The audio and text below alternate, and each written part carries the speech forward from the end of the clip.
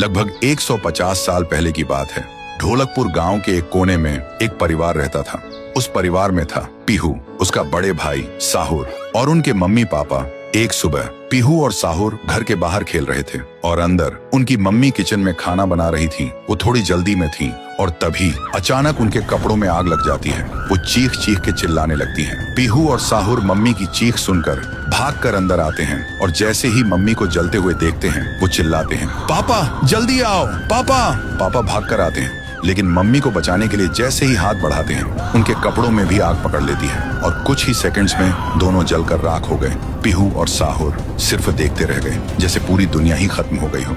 अब पीहू घर में अकेली रहने लगी और साहुर हर दिन खेतों में काम करता, सिर्फ इसलिए ताकि उसकी बहन भूख से ना रहे। एक पूर्णिमा की रात थी।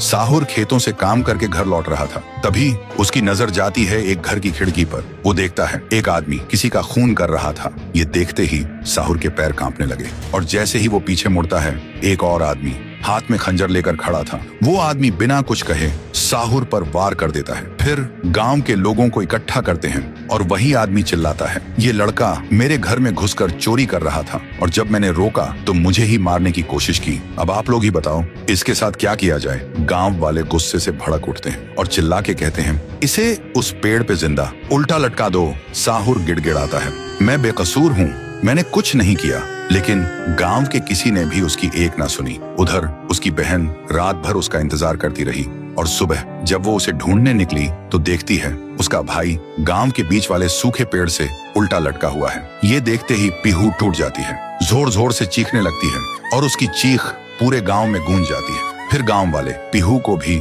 चोर का बहन कहकर गांव से निकाल देते हैं और तब से साहुर की आत्मा उस पेड़ के अंदर समा गई थी और पीहू गांव के बाहर एक झोपड़ी में रहने लगी थी। रोज एक पेड़ के नीचे बैठकर भीख मांगती थी, लेकिन कोई भी उसे कुछ भी खाने को नहीं देता था।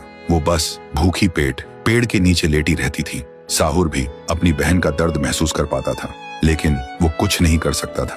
फिर एक दिन पीहू रास्ते में खाना मांग रही थी और तभी एक नशे में चली गाड़ी ने उसे कुचल दिया था। तब से पीहू एक भूखी आत्मा बन गई जो हर गांव में भटकती थी, सिर्फ एक ही बात कहकर, मुझे भूख लगी है। ये सब याद करते ही तुंग तुंग तुंग साहुर की आंखों से आंसू टपकने लगते हैं और तभी उसे एक आवाज सुनाई देती है। भैया, भैया, और बिना कुछ सोचे तुंग तुंग तुंग साहुरा उस सूखे पेड़ के अंदर से निकलता है और अंधेरे में सीधा उस आवाज की तरफ चल पड़ता है। तो दोस्तों, अगर आप चाहते हो कि अगले पार्ट में पीहू, गुड़िया और तुंग तुंग तुंग साहुर की पावर दिखाई जाए तो इस वीडियो को 2 लाख लाइक्स तक पहुंचाओ, तभी आएगा असली तांडव।